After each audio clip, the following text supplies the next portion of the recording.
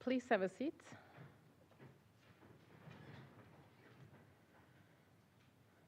Good afternoon and welcome to this public defense of the thesis entitled Taking a Breather. Do physiological changes induced by growth during puberty outweigh those induced by endurance training in youth athletes? Today's candidate, Halvard Grendstad, completed his thesis in September 2024. Based on a proposal from the Department of Physical Performance, the Committee for Research Education has appointed the following committee to judge the thesis and other requirements for the award. Associate Professor Live Luteberget, Norwegian School of Sports Sciences, Chair. Professor Alan Barker, University of Exeter, UK, first opponent. And Research Associate Jon Peter Verlin, Swiss Federal Institute of Sport, second opponent. The committee has concluded that the thesis meets the standard worthy of a public defense for the award of Doctor of Philosophy in Sports Science. Earlier today, the candidate has given a trial lecture with the title Benefits and Potential Drawbacks of Intense Training for Youth Athletes. Consider the impact on physical performance, physiological development, injury risk, and long-term athletic potential. The trial lecture has been found satisfactory by the examination committee. I now would like to ask the candidate to introduce his doctoral research in the form of a short lecture and engage the opposing members of the examination committee to engage the candidates in a defense of the work. Should members of the audience wish to ask questions relating to the research, I ask you to bring these in written form to my attention in the break prior to the second opponent's questions. I would now like to ask the candidate to take his place at the lectern and present his work.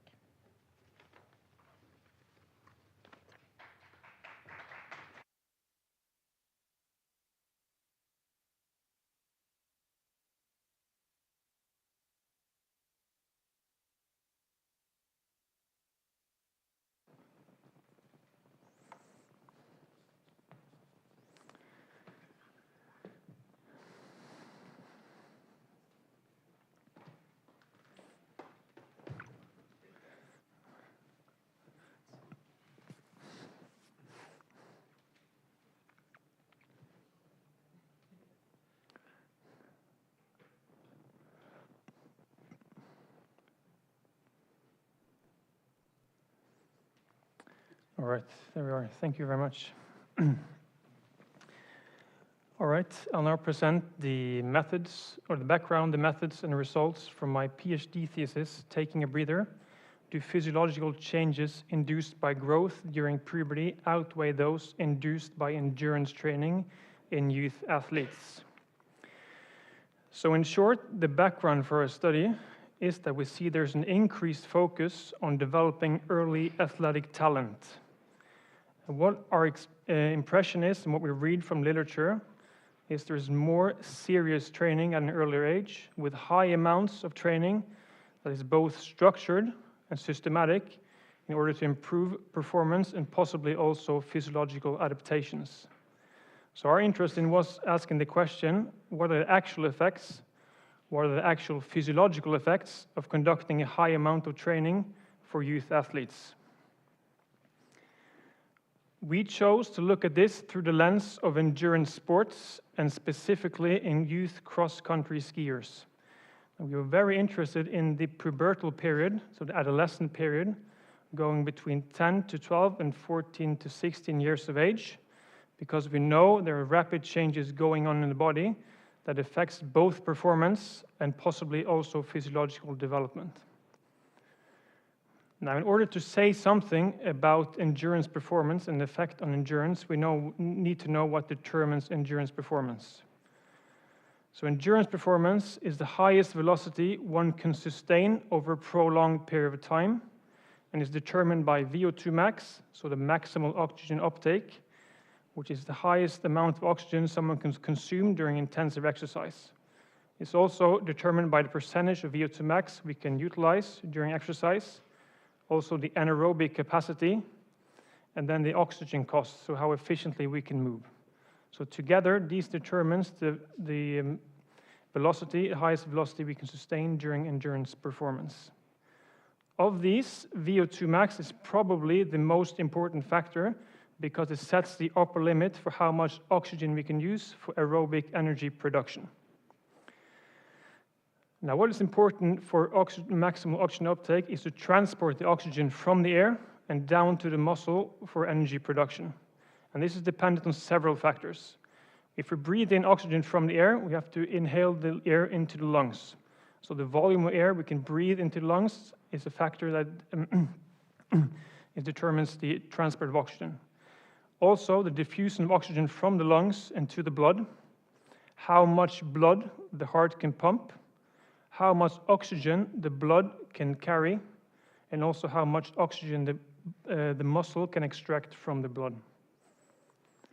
What we know from earlier research on adolescents is that the maximal oxygen uptake, or the peak oxygen uptake here, will increase with age in both boys and girls, more so in boys and less so in girls. And the most important factor for this is the increase in fat-free mass. So what we see, there's an almost linear relationship between the increase or the level of fat-free mass and the peak oxygen uptake in both boys and girls. So fat-free mass, we know, is the strongest determinant for VO2 max in adolescents and also adults. So what we wanted to investigate then was, is VO2 max and related physiological variables trainable in youth athletes beyond the effective growth, herein with fat-free mass?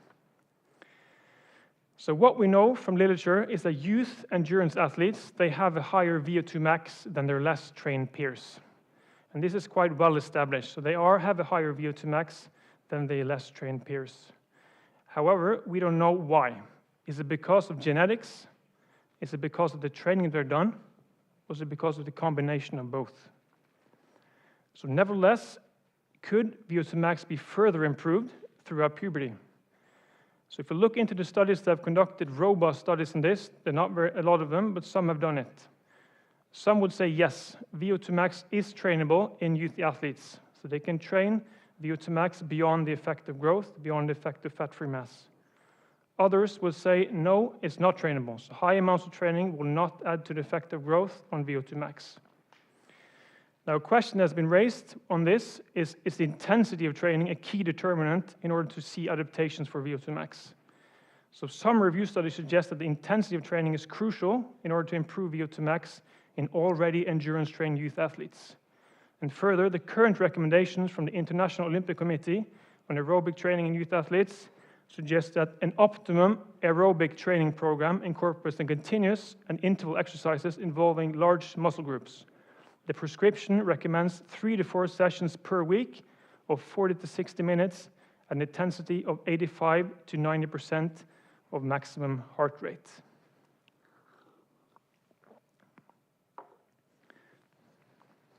Now, if we look at the cardiorespiratory parameters, the physiological adaptations to training, what do we know from studies from before? If we look at the lung functions, how much air the lung can, volume of air the lung can breathe in, we see that actually there's a lack of studies to investigate the effect of training. So we don't really know. We know that growth is a very strong determinant for the size of the lung and how much volume of air the lung can breathe in, but we don't know the effect of endurance training. If we look at adaptations to the left ventricle, so to the heart, so the left ventricle that pumps the blood out to the body, some studies show that endurance training may increase both the size of the left ventricle and also increase the function of the left ventricle. So the left ventricle can pump out more blood, which is important in order to increase the VO2 max. If we look at the blood, so the transport of oxygen in the blood from hemoglobin mass and both the blood volume, most studies indicate no changes from training, while some studies indicate an effect of training. So our overall aim for my PhD thesis was to investigate the effect of endurance training on VO2 max and related physiological outcomes in endurance-trained youth athletes. And in our thesis, we aim to answer 3 specific questions. What are the effects of adding high-intensity training to youth athletes' training regimen on the development of VO2 max? Which physiological factors explains the higher VO2 max in endurance-trained adolescents in paper 3? And in paper 3 and 4, does VO2 max and physiological factors develop differently in endurance training adolescents compared to their non-endurance training peers over a prolonged period of time.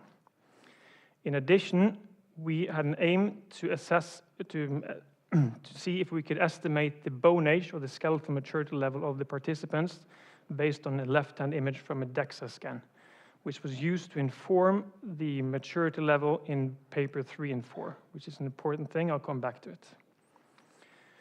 So, the methods we have chosen on all follow-ups. So we recruited 2 cohorts. One cohort of youth endurance athletes who were both boys and girls participating in cross-country skiing, and 49 with an average age of 12.4 years. So these adolescents had their main sport as cross-country skiing, but also did other sports as well. In our control group, we recruited a group of peers, both boys and girls, who were less physically active. There were 29 of them. We followed them for 14 months in both groups. In the follow-up period, we had baseline measurements. We had measurements at 2-month follow-up, measurements at 9-month follow-up, and 14-month follow-up as well. And we wanted to compare the development between these groups over this 14-month follow-up period. So our methods, and there are a lot of measurements, and we did all these measurements at all follow-ups except for the 9-month follow-up, where we did not do the lung function, echocardiography, or the bioimpedance due to restrictions due to the COVID-19 epidemic. So we looked at anthropometrics. We took a DEXA to estimate fat-free mass and fat mass, and also assessed the bone age from the DEXA left-hand scan, which was related to paper 2. We looked at the participants' lung function. We took a venous blood sample. We looked at their heart with echocardiography, and also their heart during cycling with thoracic bioimpedance when cycling. We measure their maximal oxygen uptake, their VO2 max, and also their blood volume and hemoglobin mass.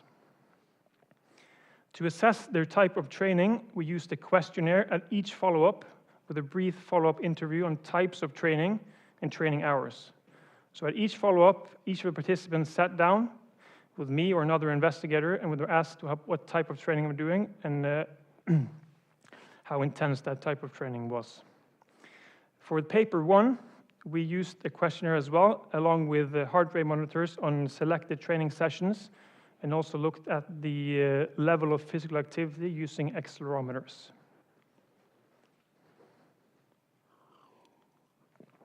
And now for the results. So first, at baseline, we found that there also was a very strong relationship between the level of fat-free mass and VO2 max in both our cohorts. So even though the endurance training athletes had a higher VO2 max, it was still very much related to the level of fat-free mass. The same was also true for the group of controls. So we see that also in this group, growth has had a very strong effect on the level of VO2 max in both groups, regardless of their training background. So with this in mind, in paper 1, we investigated what are the effects of adding high-intensity training to youth athletes' training regimen on the development of VO2 max. We did this through an 8-week period, which has gone through baseline and 2-month follow-up. And we compared the development between both groups. The cross-country skiers were randomized into 2 groups. One group that did high-intensity interval training twice a week in addition to their normal training, and another group that were not allowed to do high-intensity training and only did play-based training and strength training. So the play-based training and strength training group were not allowed to do intensive exercise. They were also part of the cross-country skiing group, but they could not do intensive exercise during their training sessions. Then also the normal their peers that were the control group did normal activity. If we look at the weekly training sessions for this group throughout this 8-week period, we see that there was no significant difference between the high-intensity interval group and the strength training group, or number of weekly training sessions, and the control group did significantly less training sessions per week. Only the high-intensity interval training group did high-intensity interval sessions, and only them did intense training. So a typical training session for the high-intensity interval group looked like this. So our they were needed to do at least 10 minutes of high-intensity work at those training sessions that were high-intensity interval sessions. So this is a heart rate curve for one of the sessions they did. So our goal was that they had at least 10 minutes above the 90% of peak maximum heart rate threshold. For the strength and play-based group, an example of their heart rate through the sessions looked like this. So they had a much lower intensity during the training sessions, which were either low or at moderate intensity. The play-based group did most of their sessions, those separate sessions, in a gymnasium, where they did either play-based training, they did either easy strength training or balance training, so strength and coordination type training. Now, if we look at the results from this study, we looked at the difference of the change in VO2 max from pre to post intervention. What we found was that there were no difference in the development of VO2 max in absolute measures between the groups, regardless of what type of training they were doing. So the development of VO2 max was similar between all groups. The same was true when we looked at VO2 max relative to body mass, and also when we looked at VO2 max relative to fat-free mass. So these findings indicate that growth is the most important factor for development of VO2 max. And also that the fat-free mass is the strongest determinant for development of VO2 max regardless of their activity level. In paper 2, we aim to investigate if novice assessors can estimate maturity level measured as bone age using DEXA left-hand images.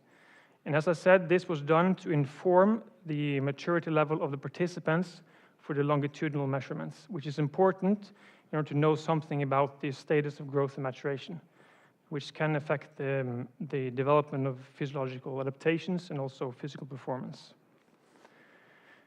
In this study, we pooled both cohorts. We had 33 participants that had full measurements at 3 time points, so they were mixed between both groups. We looked at the image from the DEXA left-hand scan. When we take a DEXA scan, we get this image of their skeleton, and then we use this image and compare it to a reference atlas and look at the growth zones in the skeleton of the hand. So how fused the growth zones are, and to see if the skeleton has been fully matured or not. And this can give us an estimate of the bone age or the skeletal age or the maturity level of the participants. So what we saw was that the measurements of bone age showed very high reliability and agreement with the increase in age, which is a very good indication that our estimates of bone age follow what we would expect from the increase of growth or age.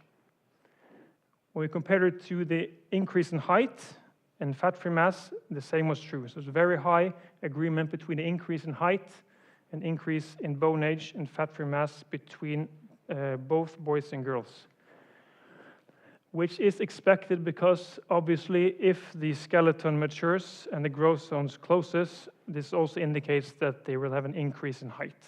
So it's a good indication. We also tried to validate our measurements against testosterone in boys and age in men and girls with various results. I'm not going to go into this now, but I'm sure we'll discuss that more later.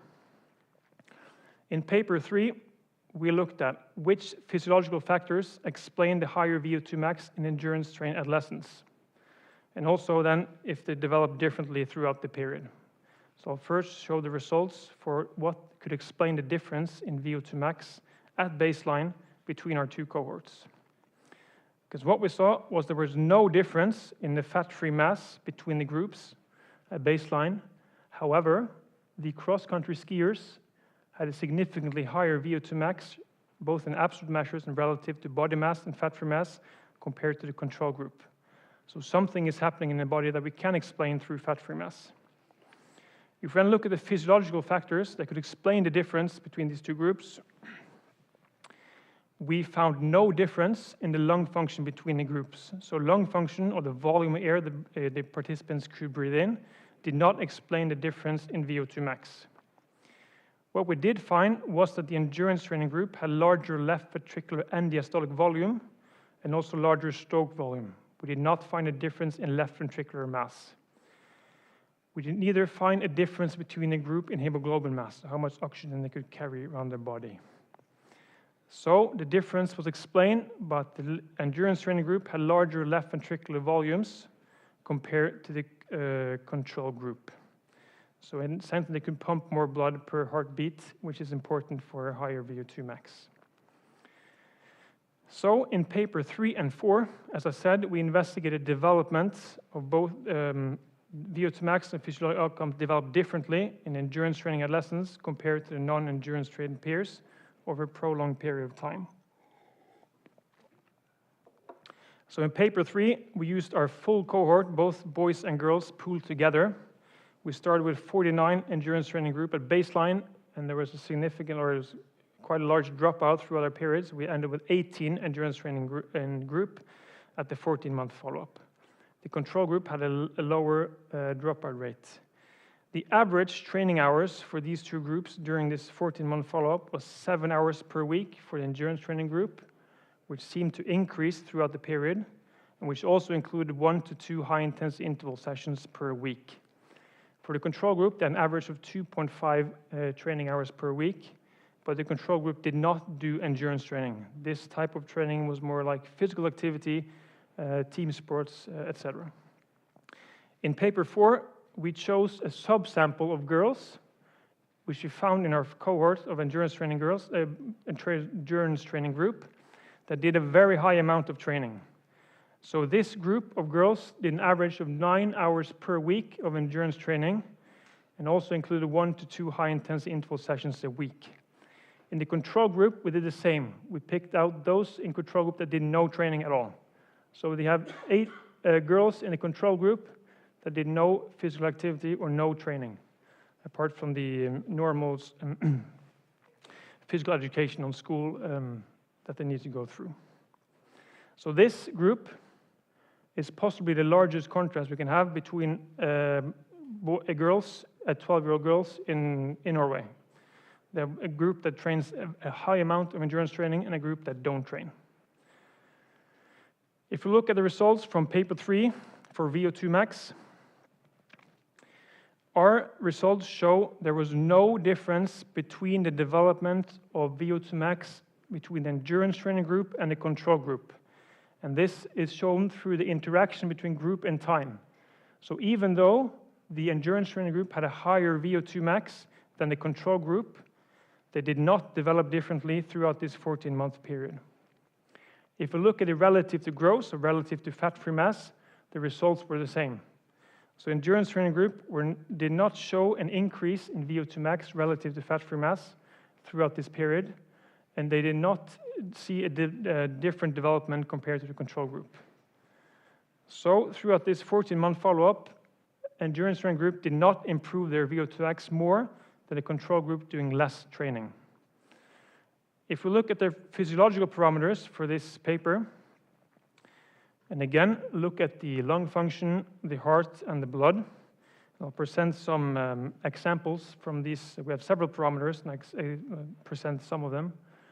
If we look at the lung function, so the forced expiratory volume over 1 second, we see that there is no difference between a group, and there was no difference in development over time, which is shown through the interaction between training group and time. If we look at the left ventricle, we also see a similar pattern. So even though, as I said previously, the endurance training group had a higher left ventricular end-systolic volume compared to control group, the endurance training conducted by endurance training group did not affect the left ventricular volume beyond growth during our 14-month follow-up. And both groups had a similar development in left ventricular end-systolic volume relative to fat-free mass. If we look at hemoglobin mass development, we find a similar pattern. So there was no difference between the groups in development of hemoglobin mass between baseline and 14-month follow-up. And what this shows is that we can't find neither an effect on VO2 max or associated physiological parameters throughout our 14-month follow-up. If we look at the results from paper 4, we did a different statistical analysis, but the results are the same. So again, if you look at the star, it indicates there's a significant difference between the groups. However, the development between the groups was almost the same. So they had a similar development throughout our 14-month follow-up, meaning there was no difference in the development of VO2 max between those that train an average of 9 hours of endurance training a week and those that did no endurance training per week. So we did not find a difference for VO2 max in either relative parameters. It's the same also when investigated physiological parameters. We did not find that neither the heart, the change in their heart, or the change in the blood differed between those two groups. However, if we look at endurance performance, so now we've looked at physiological adaptations, and if we look at endurance performance, we measured endurance performance by how long they could run on the treadmill when we did VO2 max testing, so time to exhaustion. For paper 1, we found that the high-intensity training group had a significant increase in time to exhaustion, so how long they could run on a treadmill, compared to the group doing only play-based and strength-based training. They had an approximate 30-second increase in time to exhaustion on a treadmill after an 8-week training period. However, as we can see, the level of time to exhaustion was the same between both groups at the 2-month follow-up, or after the testing. In paper 3, we found that there was a significant increase over time in time to exhaustion for the cross-country skiing group. So even though we did not find an effect on VO2 max or physiological parameters, we found that their endurance performance, measured as time to exhaustion, significantly increased over the 14-month follow-up. If we look at paper 4, we did not find a significant increase for the girls in relation to time to exhaustion. Now you see there's a tendency for an increase, but we did not find a significant results, which might be related to the different development in fat-free mass and fat mass between boys and girls. So in conclusion, we did high-intensity interval training did not add to the effect of growth on VO2 max in already endurance-trained youth athletes over a short training period. A high volume of endurance training over a prolonged period of time did not add to the effect of growth on VO2 max or related physiological parameters in already endurance-trained youth athletes. However, we found that endurance performance may be improved irrespective of changes in VO2 max. Thank you.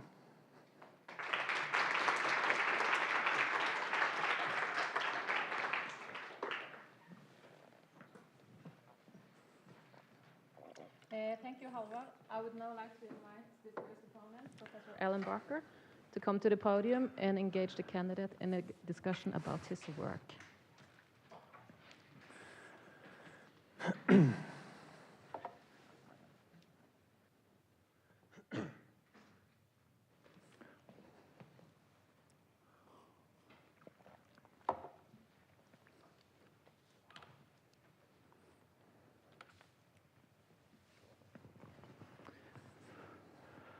Right, okay.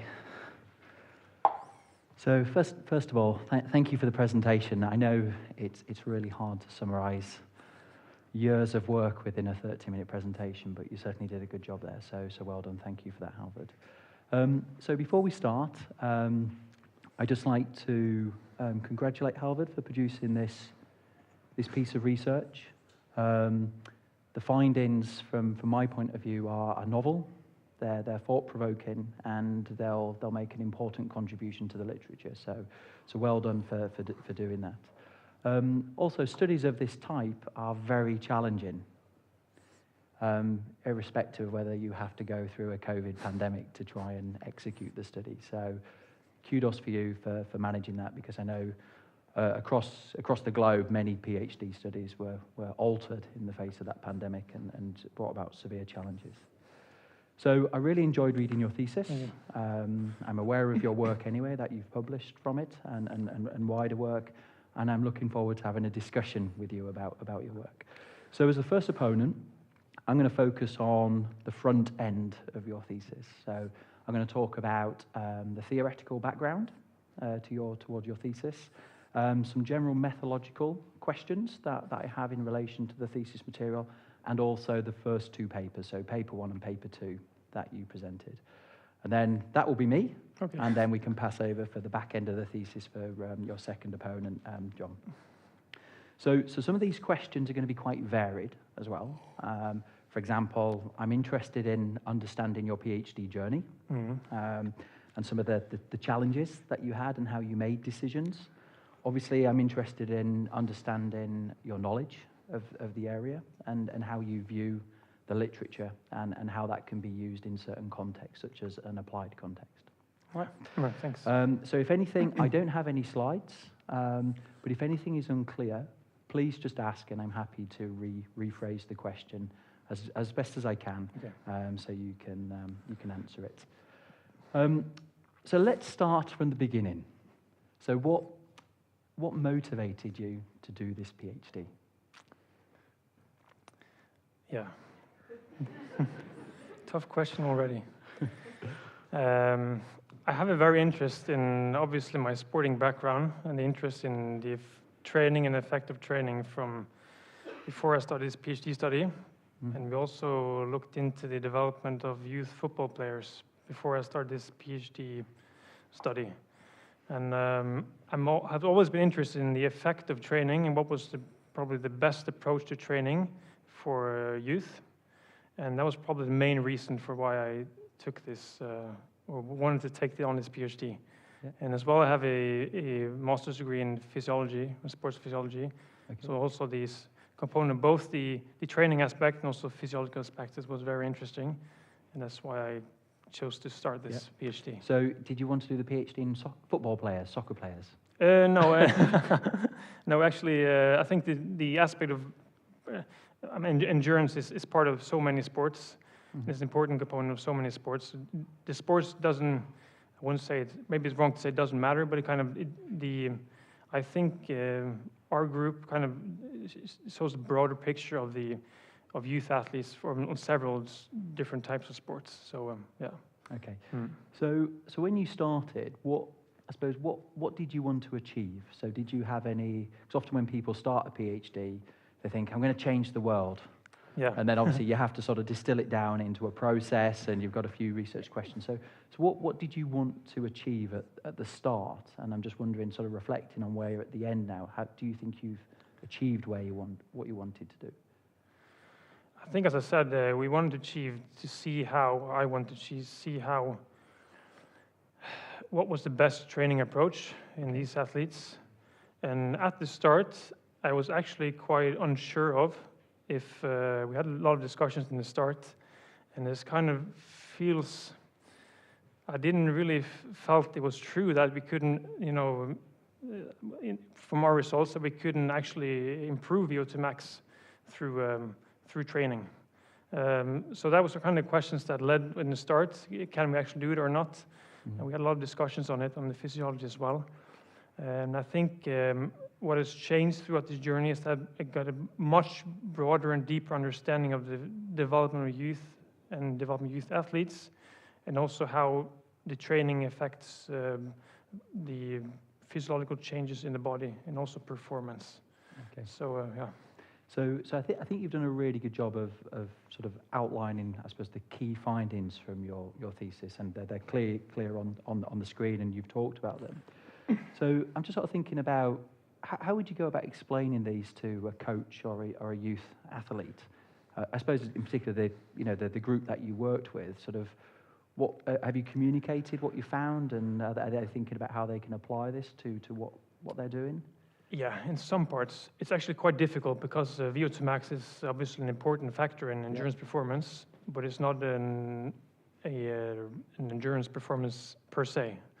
So especially when I said, okay, we find that the high intensity group, they improve their performance, but they not improve their VO2 max. Okay, and so but why do we even care about VO2 max? Yeah. So I think the most important aspect is that it doesn't really matter what you do, I guess. I mean, it's just you can improve performance, but probably not your reasoning for training should not be a physiological perspective. It should be on performance and development of the youth athletes. Yeah. And did you ask them if they were aware of, for example, the athletes, are they aware of the concept of VO2 max? And I don't know, in terms of a 13-year-old going out, I need to do this session because it improves my VO2 max. Was that in their repertoire of language, or? Not at all, not at all. But they know about what they're In Norway, we say their engine. So they know they can train to improve their engine. That's what we're kind of like the speech we use in every day. So no, they're not thinking about it that way. I haven't talked to much youth outside of our project, but I mean, the youth or the participants in our project were just very happy to train and very, they like to do sporting activities and stuff. Okay. So I don't think they really thought about the effect of training that much, other than they needed to train in order to become good. Yeah. So you've provided a clear definition of VO2 max, and I saw you use the Bassett and Howley sort of classical model, which I remember studying when I started my undergraduate degree many years ago. So thank you for that.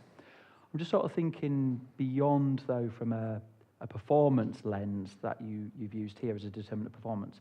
Are there any other reasons why we might be interested in thinking about how we can improve VO2 max in children, in youth? Oh, yes, of course, it's obviously the health aspect. Mm-hmm. So we know that VO2 max is an important indicator of general cardiovascular health, and probably the best indicator we have that can measure quite easily. I think that's an interesting aspect because these kids already have a very high VO2 max. Yeah. And as I said, we can't really explain if it's due to their genetic background or their training background or combination of both. The thing is that even though VO2 max is important, I don't think, and we'll probably come into this as well, we don't really know if it may be improved even though we have a low baseline. So even though you're inactive in doing training, I don't think the literature has a quite clear answer on if it can be further improved even though you have a quite inactive background. But we know it's an important parameter for general cardiovascular health. But it may be that it cannot be improved before or after puberty. And I don't have a definite answer. But yeah, because I think sort of a wider perspective is, and I know you've done this in a performance lens, but also you're right, there's good data now that shows VO2 max are surrogates of our predictors of sort of health status in childhood and adolescence, but also they have good predictive power going forwards into the future. So I'm thinking the American Heart Association had a very nice statement about how it's a powerful sort of metric of health. And one of the things that we therefore want to understand is, well, how can we improve it? And interestingly, sort of some of your data suggests at least it might be more difficult than what we thought in some cases. Yeah, I don't want it to be misunderstood because we know that youth has to be physically active. Yeah. So it kind of contradicts itself, a paradox that maybe VO2 max cannot be much improved before after puberty, but still we know they need to be physically active. So there are obviously a lot of other health benefits from being physically active. For instance, the neuromuscular system and their endothelial health and etc. So they should definitely be physically active and train. But I know you're not saying that. Okay. That's fine. Okay. So one of the things that I'm interested in is, and I hope you're aware of this, is you've used the term VO2 max, but there's been lots of debate over many years, and our group's been sort of involved in this debate, is that we potentially shouldn't use that terminology. We should use the term peak oxygen uptake. So I'm just sort of thinking, what's your understanding of that debate in terms of sort of a semantics? So is it VO2 max or is it a peak oxygen uptake? And do you think we can make a valid and reliable measure of VO2 max in this population? Yes, I thought about it as well. In my opinion, when we've tested these youth at the treadmill, some of them really run to exhaustion. So for some of them, they push themselves so much that they actually almost fall off the treadmill. So in my view, that's actually a good measurement of a maximal effort, and thus probably couldn't increase their VO2 max even more, even though they ran further. For some of the participants in our study, and also in other that we don't really know what the feeling is to push themselves, I think it's a bit more difficult to say that they reached their VO2 max. So maybe it's more of a peak value. So if we have participants that we push themselves quite hard, but they still seem to have some more to give, they could probably run 1 or 2 minutes more on the treadmill, we can't really say for certain it's the maximal value. And it's more difficult in children than it is in adults, obviously. Yeah. Yeah, so what I think, thinking of how classically a VO2 max is described, so how would that, I'm thinking of like what, textbooks describe it as, how would it be described? What do you look for when we identify a measurement of VO2 max? Yeah, so in the VO2 profile. Yeah, in adults we obviously look for a plateau in their oxygen uptake. So even though their effort increases or the work increase, we still don't see a further increase in VO2 max, which is probably the best indicator. But we know that this it might differ between individuals. So we use obviously secondary criteria like the RER value above 1.1 or a high lactate measurements. And I'm aware of your study from many years ago. I looked into the determinants of VO2 max and VO2 peak in children, adolescents, and we can't use those same criteria in children because we see that many of them don't plateau. They're like adults would do. So these criteria may not be as good in children as they probably would in adults. Yeah. Okay. So what I'll do is because there's some methodological things you could do to try and, I suppose, create a plateau, but I'll defer those questions when we talk about some methods later on, if that's okay. So you talked about the development of VO2 max through childhood and adolescence, and there's some good studies that have done that. So you've concluded fat-free mass is the most dominant factor, which I think I would agree with. But how have those studies shown that? In terms of which are the key studies and how do they allow us to make that conclusion? Yeah, so if I understand the question correctly, that what methods the studies have used? Yeah, no, I'm more thinking of, because conceptually we might think that, for example, maturity potentially has a role within this, or we could think that hemoglobin could potentially have a role. So there's other factors. So how have they, I suppose, distilled it down to fat-free mass seems to be, or maybe lean body mass is the key driver of this? Yeah, that's a good question. I think that fat-free mass or lean body mass is a good proxy for like the general, growth of the cardiorespiratory system, and also the increase like in muscle mass, obviously. And we know that the lean body mass or fat-free mass is also associated with a very strong relationship with, for instance, hemoglobin mass, and also the growth of the lungs and the growth of the heart. So I'm not sure if earlier studies have actually knew this when they did the association, but I think, from my view, it's a very good, as I said, a proxy of all these physiological changes in the body. They just fits well into the fat-free mass, which explains this. No.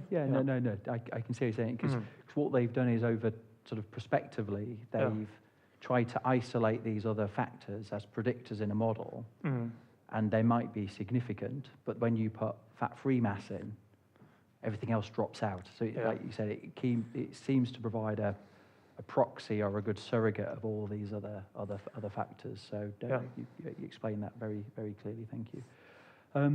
So there's a bit of a debate about physical activity, and I think one of the strengths of your work is you accounted for that within your research, and I think that's a really good decision you made. But I suppose what is physical activity associated with VO2 max? In other words, can it have a beneficial effect on VO2 max in terms of your view of the literature? If I remember correctly, I think there's one study or two studies that looked into it. It might probably be more.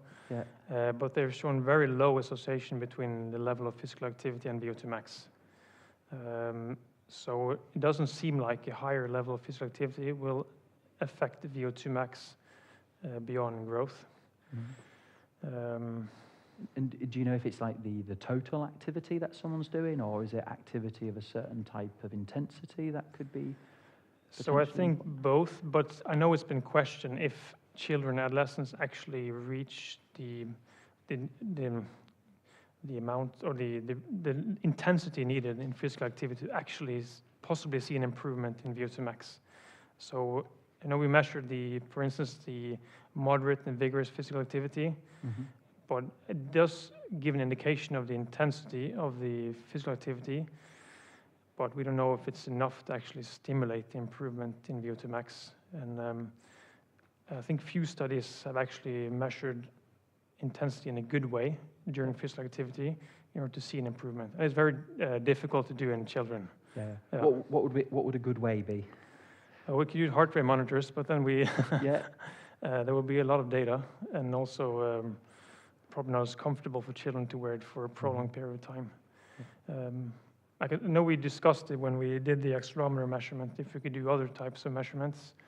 For instance, the heart rate monitors for a longer period of time. What we just didn't see was feasible in our cohort. So, yeah. Okay, thanks. So, so obviously, you're obviously interested in endurance training and how that relates to VO2 max, and I think you've done a really good job of summarising sort of the essential parts. So those that haven't read the literature review, I recommend you do that. So within that, you do your own literature review. I was just wondering, had you thought about, because there's elements of it being systematic and not, did you think about doing a full systematic review of the literature? Because in my opinion, it's almost, it's the definitive review has yet to be done, and that would have been a nice, nice gap for you to sit in. No, we haven't actually thought about it. When you say it, we might actually need one. That's correct. I think there's been some review studies, but they have included different age groups and did not control for growth and maturation, include also different populations, both inactive school children, physically inactive, and also athletes. And from my perspective, there's huge variance in the methods that have been used and employed in studies. And it's not a really good foundation to conclude one way or another, really. So maybe we should do that. Yeah, I think you should. I think so. Your part of your criticism then of previous reviews, if from what you're saying, is that they mixed very different sort of characteristics into the studies they were evaluating, such as you could have untrained, trained, children living with obesity, children sort of without obesity, and so forth. Lots of different factors. So is it your opinion that all those factors will limit the understanding of the association between training and VO2 max, so they had to be separated? Is that correct? Yeah, I think so, because if we want to, so as we've shown, we know that the VO2 max of athletes is higher than the inactive group. So in order to, for instance, what you look at the health aspect and to improve the VO2 max of those that are inactive, obviously we need to separate the groups in order to say something about this population or the other one. And right now it seems like in the review studies that have been to date, this kind of just pulled everything together. And then suddenly someone said that there is an effect, and maybe that was done on obese children and not on youth athletes. So I think if we want to move forward from here and understand more about the effect of training on VO2 max, we need to separate the different populations we're looking at. And it might be difficult to put them in different categories, but still maybe you can set different thresholds of baseline, for instance.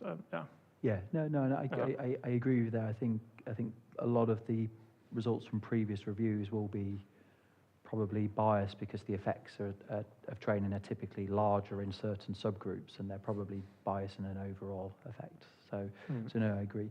So within your review of the literature, though, you also focused predominantly on some trained athletes. So what unique insights did your sort of mini review of those studies sort of find in terms of sort of your view of the literature and how you've used them to drive your work forwards. So in other words, so that part of that review that you did, how has it informed what you've moved on with your own research? I think my opinion from the studies is that we're very uncertain about the effect of training on VO2 max. And there's also been, I think some have concluded a bit, in my view, quickly, in what the effect of training actually is. So we've seen that there are a lot of different methodologies on how they approach training and how they compare different groups. And for instance, from that mini review, we saw that many concluded that the training had an effect, but they did not compare the difference between two groups. So because, for instance, the high-intense interval training group in one study significantly increased their VO2 max, and the other group did not significantly increase it, it doesn't mean that they actually improved more than the other group. So it kind of just, I don't know if it's a misinterpretation, but it's just an interpretation that may not actually allow you to say that intensity of training is important to improve VO2 max. So that probably was kind of one of my main things behind looking at these studies, that we need to look at the difference in development, not only the difference within each group. Mm-hmm. Yeah. Do you think, from your sort of the research you've done, that we've got a good handle on how to measure what I call the fidelity of the training? So in other words, I suppose, do you know what I mean by fidelity? No. No. So we obviously design an intervention, and we want to know, has it been delivered as intended? And are the participants doing that? So for example, if you have an intervention that you're looking at, say, so many minutes above 80-90% heart rate max, that participants are achieving that. So in general, do you think we measure that well in the literature?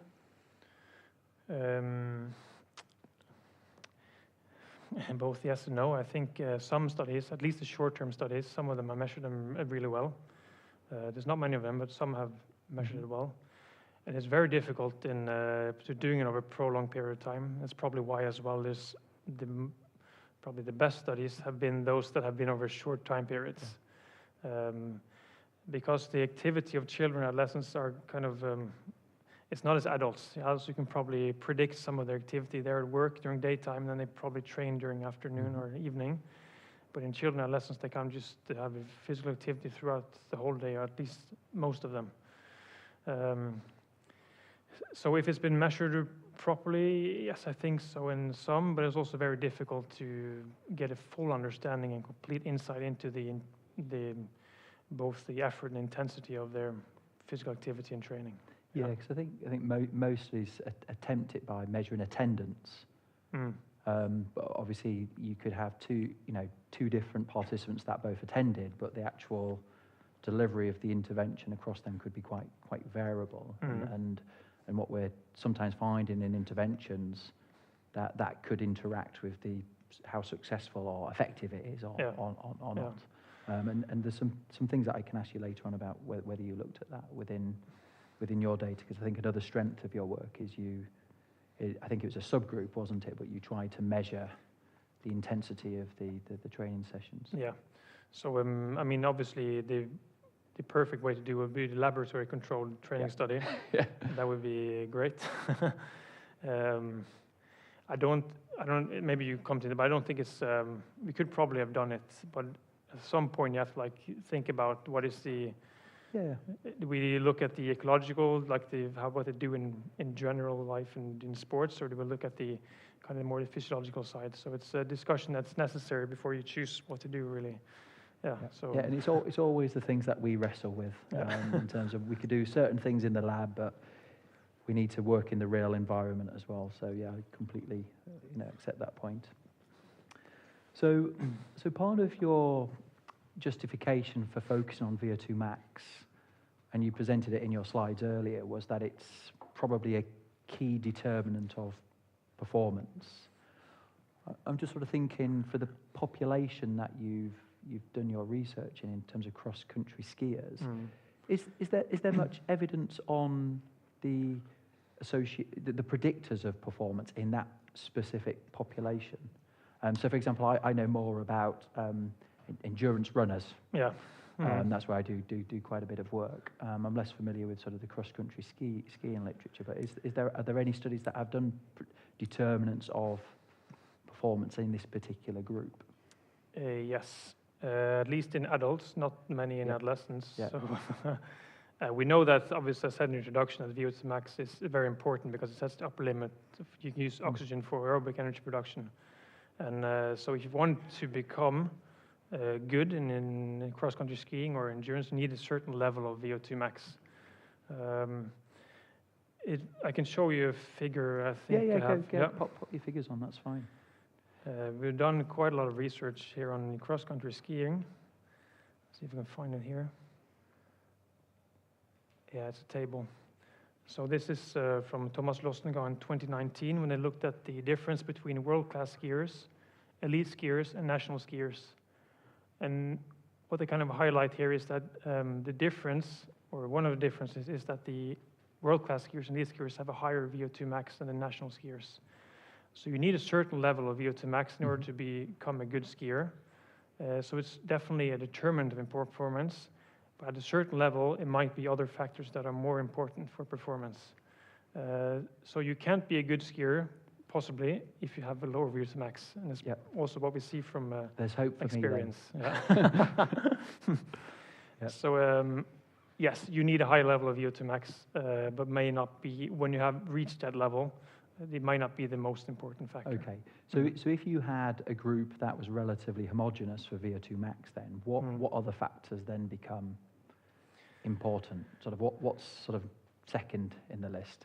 Yeah.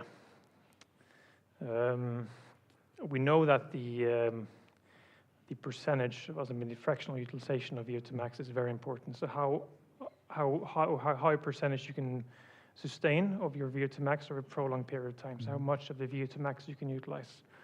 And it might be that is the, when you have reached that certain level, that's the most important determinant.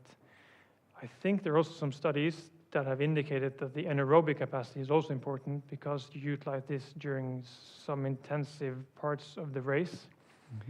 So possibly, and there's a lot of people in the room that know a bit more about this than me, so I'll be careful what I say. When you have that level of high VO2 max, if you want to kind of be the top, go from the elite skier to the world-class skier, it possibly need a lot of training on the threshold, like the fractional utilization of VO2 max, try to increase as much as possible, and also able to kind of have enough high enough anaerobic capacity during certain parts of the race. So and kind of switch back and forth between the different capacities. Do you know what about sort of measuring sort of lactate variables, such as I know there's generally a bit of confusion in the literature about how we define. There's lots of terminology for thresholds, but say the first lactate threshold, the second lactate threshold, or lactate turn point, or obler, whatever people call it. Is there any literature around that in relation to this particular sport? I'm actually not sure. No. Okay. No, because I know from sort of the work that I'm interested in with runners, that they're very strong predictors, and I was thinking that you probably have similar parallels with this type of work, but that's okay. not a problem. Thank you. So you've answered lots of questions on the background there for me, so thank you for that. And I think your research questions are really comprehensive for a thesis, and they link together well. Were these the questions that you started with, or are these all the questions that you had in your mind for the PhD, or have some changed, or have you left some out for later on? I'm just interested in terms of, is that how you saw it at the start, or has there been a bit of sort of manoeuvring around with the questions as you've gone through the process? Yeah, it's definitely been a journey. I think the main question of the difference in development, that was always been with us from the start. So look at the different in development between the two groups. And then we also looked at the intensity of training was also one part of it. So those two factors were has always been there, probably, I guess. Yeah. And then we obviously saw throughout our study there was a huge difference, probably more than we expected, in the difference at baseline between VO2 max, between endurance training group and a control group. Mm-hmm. So since we had some measures of lung function in the left ventricle and also the blood, we wanted to see what could actually explain that difference. So that was became a part of it later than not at the start, because we looked at the results and saw the differences. Yeah. Yeah. And sorry, go on. Yeah, sure. And then the paper 2 with the maturity level, I think that also came about a bit later, because we did the measurements of the. Well, I can say before I started with my PhD, we used the skeletal images to determine or to estimate the maturity level of youth football players. Then we used an automatic system. Mm-hmm. So now when we knew that some of the estimates of maturity level were pretty were not particularly good, we can say that. So since we did this DEXA scan, we knew that we could possibly also look at the images from the left hand and kind of estimate the bone age. So that's also started a bit at the start, but then we also came about throughout the process when we saw that we always needed a good measurement to indicate the maturity level of the participants. Yeah, and I think that's really good that, you know, PhDs all work in different ways. Yeah. There's no one route to a PhD, and I think having that flexibility to, when you see things as you're going through the process, to then focus in, you know, something that you maybe didn't think about at the start, I think is a really valuable part of that experience. And obviously we can talk about that study in a moment. Okay, so I've got a question on your general methods, and I just want you to think about everything you've done from a methodological point of view, because the methods is the key thing that you know, as a scientist, you sort of develop that, you sort of think about what's best to answer your questions. And it's the thing I'm always most interested in when I read a paper. Before I read the results, are the methods sound? If they're not, I don't believe the results. And I believe your results. Okay. So thinking about the methods, if you were to start this process again, would you change anything about how you've gone about the methodological aspect of the PhD?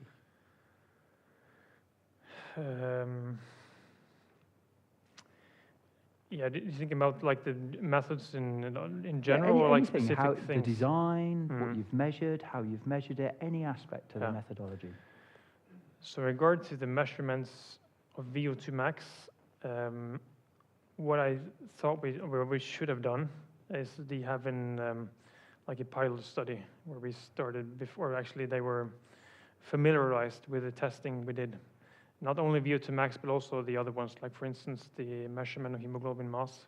Mm-hmm. I think looking back, I think both our children in our study would probably be more comfortable if they had like a familiarization of the different methods we used. Mm-hmm. So I think I would change that from the start. Then also, from the general method design, I think we have a pretty good control group, but it would probably be even better if you had a control group that was totally inactive. So we can like... You need to come to the UK. Yeah. We'll supply that. They definitely are in Norway as well, but they're difficult to find as a group. Yeah. You shouldn't be such an active and fit nation. We could also, and again it's difficult because we're talking about children, have a more homogeneous group of the cross-country skiers, because they obviously do a various amount of training. So we only look at the averages, but there are obviously individual differences. So maybe we could look at probably selected a more like homogeneous group doing more training, like we did, for instance, in paper 4. Yeah. I also think that looking at it's a balance between what's feasible and what you want to do. Yeah, of course. And obviously, the most important part here is getting insight into what they're doing of training and also their physical activity. So looking back again, we could have been get a better insight into their training after the intervention period. So when they did the cross-country skiing season, for instance. Again, if it's feasible, I don't know, and we were in the middle of the COVID-19, so we had like a bit of restrictions, but I think it's very important for our interpretation to know exactly as possible how much training they actually did and what type of training they did. So looking back, I think also we would need to follow that a bit more closely to better interpret our results. And this is not definitely not a critique of our results, just kind of maybe we can even better than what we have.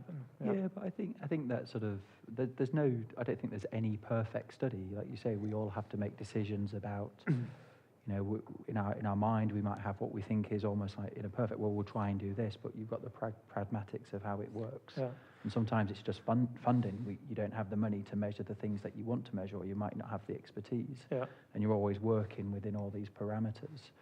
So I think it's nice that you've done some reflection on, okay, this is what I've done. It's really good, but you know, if you know what else, you know, how else could I have done that? And I think that shows good maturity through that process to do that.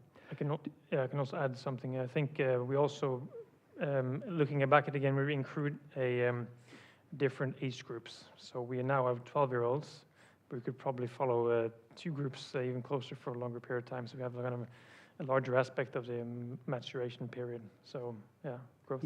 Yeah, you could do almost a mixed longitudinal study where you've got certain age groups that overlap and you follow them all for 2 years, but that's a lot of work. Yeah. But I'll come on to that. On to that in a minute. Good. So I suppose one of the things that I was interested in, you've obviously got cross-country skiers, but you chose a treadmill test for VO2 max. Do you know if there's any modality differences? I'm sort of thinking of, there's well-known differences between cycling and treadmill. So do you think your measurement in a treadmill test is specific enough to their sport to show the training adaptation? Because if you think of the studies by Winlove and McNary, we know that the modality makes a difference in terms of how we assess and showing the training differences. So, yeah, I suppose the rationale for treadmill, and if you think that could be masking some sport-specific changes that you could expect. Yeah, I think you raised an important point in how we interpret the VO2 max we measured. We know in cycling, and probably that they will fatigue earlier during, like, if they're not known or they're not like familiarized with the cycling during at least to exhaustion, they might fatigue earlier. So we actually might get an underestimate of the actual VO2 max, and then we're probably talking VO2 peak. Treadmill, we chose to do treadmill because we know that it recruits larger muscle mass, which then probably could be a better indicator of VO2 max at exhaustion.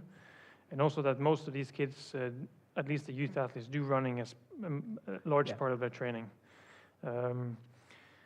If you have a large treadmill we can use for cross-country skiing testing, to actually test on roller skis, but that would be no. They need a longer period of familiarization with that as well. Okay. And probably they will measure a lower VO2 max as well, because they're not. And adults in well-trained adults would probably see that they will measure higher in treadmill skiing. But for these participants that were not yet to be fully trained in cross-country skiing, I think the best approach is to do it when running on treadmill. Yeah. Okay. No, that's well. Just if I can understand that. So one of the things that sort of in terms of interpreting VO2 max is how we adjust for body size and composition. So you've used both body mass and fat-free mass, which I think is a real strength. I'm just wondering, did you have a look at different types of models though? So you've used something called the ratio standard method. So it's a way you've ratio scaled. You've just divided the VO2 score by body mass or fat-free mass in kilograms. Yeah, most people do that. We have. Now I'm just sort of thinking, did you check if that was a valid way of expressing fitness? You sure what I mean by that? So if we looked into doing a ratio, Yeah. more also VO to max in raised to 2/3 of, or Yeah, like, yeah, for instance, yeah. Yeah, so I'm just sort of thinking of, we scale because there's a real strong positive association between, as you've shown, body mass or fat-free mass and VO2. So we say, let's divide one by the other. But, so it's very intuitive what this ratio scaling method is, but it also has quite specific assumptions around we should only do that when data shows certain characteristics. I'm wondering, did you do any exploration in terms of whether your fitness score is truly independent of body size, or could it be still correlated to body size? Do you know? No, we did not explore that. Okay. No, no, I haven't thought about it in that way. Yeah, what was because you mentioned about the 7, was it 0.75? Did you mention about the ratio? Yeah, no, you mentioned a number point. Was it 0.75? Or maybe I'm hearing 2/3, yeah. 2/3. Yeah. Oh, 2/3. So you used the 2/3. Yeah. So what is this 2/3 thing that you're talking about? Well, it's just if you look at the VO to max in relation to, for instance, body mass in 2/3. Yeah. I know it's been used in some studies in adults at least, for instance, to correct for the influence of body mass, particularly in obese, maybe, and even in. We chose to use fat-free mass because we thought it was probably the best indicator of, like, to scale the VO, the best indicator of growth, actually. So I haven't thought about using or scaling that or using another approach. So the reasoning was because it may be the best proxy of growth. We used fat-free mass, and also because it's very related to VO to max in general. So one thing you can do just to, and this is an issue throughout a lot of the literature. So it relates back to a paper from Tanner in 1949 in Journal of Applied Physiology, a really important paper, but it probably didn't get the traction that it deserved at the time in terms of from the methodological point it was trying to make. And you can, if you correlate your fitness data against the body size variable that you've used, what you want it to be no correlation, because then you've truly made it independent of size. But what we often see is a negative correlation. So it's still, our fitness is still dependent upon the size of the person. Now, I don't think it's so much an issue given your design, but it's something that you could just sort of explore a bit in your data, because the 2/3 or there's a 0.75, that's sort of an interspecies scaling factor that you could look at. That could be helpful, especially if you're trying to associate it with performance or health outcomes or other things that you might be interested in. Okay. Yeah. I think, but generally speaking, for fat-free mass, it often turns out that the ratio method is appropriate. Okay. Just by fluke. Good there. Okay. Yes. So no, that's fine. Yeah. No, I was just interested. Not a lot of people look at these scaling methods, but I was just interested if you had. Okay, so we've covered all the methods. So for my last 18 minutes, don't worry, I've got the timer here. We can focus on your 2 papers. So first of all, paper 1. So this is where you did the 8-week training intervention, and this is a really sound study. Well done, and for publishing it in an esteemed journal such as the Scandinavian Journal of Medicine, Science and Sport, that's a really excellent achievement, and I think that's a really fitting place for your work. So well done with that. Thanks. So one thing that I'm always interested, what did the reviewers say about your paper? So what came up during the review? Because obviously I just get the final product. So what sort of things did the reviewers say, and what did you have to make substantial changes, or what came up through that process? I can say in general we've had quite big challenges with reviewers on our papers. They don't like the message because it contradicts some of what probably people think about training during youth. Some of the reviewers are talking about paper 1. I think with our first review of paper 1, we actually learned a lot from a review. I think we gained, or at least I did, a different view on our results and our methods and how we could approach the data. And I think actually that review, even though it was rejected in our first journal, I think it really improved the article for it being accepted in the second journal. In general, review process can be both a bad experience and a good experience, but I think it depends on the kind of the feedback you get. Yeah. Yeah. And have you been able to then use that feedback through your subsequent work as well? Has there been a learning process for you there? Yeah, I think particularly on the methodological side or the statistical side, because I think we when sent into the first journal, I think we used a NOVA measurement, and even though we found that it didn't, if we used ANCOVA now in the final paper and the NOVA in the first paper, it didn't really make a difference in terms of the results, but we kind of make us more confident about that we adjusted for these different factors that may bias our results and interpretation. And also for our subsequent papers, I think it kind of made me at least reflect a bit more on what was the best statistical approach to our data. So instead of, we might come into it later, but regardless of what method we use, we kind of find the same picture because the average data kind of reflects the results. So yeah, it's a good sign that you can do it in different ways and Yeah. you get the same Yeah. result. Yeah. But what I would say, I think hopefully this isn't recorded, but well, it probably is. So don't worry. It's sometimes hard to sell results that goes against the grain. So Yeah. we had a paper a few years ago that we sent out to over 20 journals. Okay. Yeah. Because because they're biased by the results that don't fit understanding, and you sometimes have to fight. The methods are very sound, and sometimes reviewers don't see that within that process, and so that's tough. Yeah. But so keep plugging away. Yeah. So I suppose you could have chosen any type of intervention for this endurance training. So why did you go for the high intensity protocol that you ended up? Why we chose, for instance, 2 sessions a week in the level? Yeah, what was the rationale for that? The rationale was because we did it in, like they had to do a part of their I'll explain this correctly. We did not want to take them out of their normal training regime. And we actually, the rationale for this was because of the ethical side of it, because we didn't want to take them out and do something else. So we wanted to kind of, to just do some minor adjustments to their training so we could actually find that we actually had 2 groups that did differently. So that was why we chose to do it that way, that we randomized the 2 groups.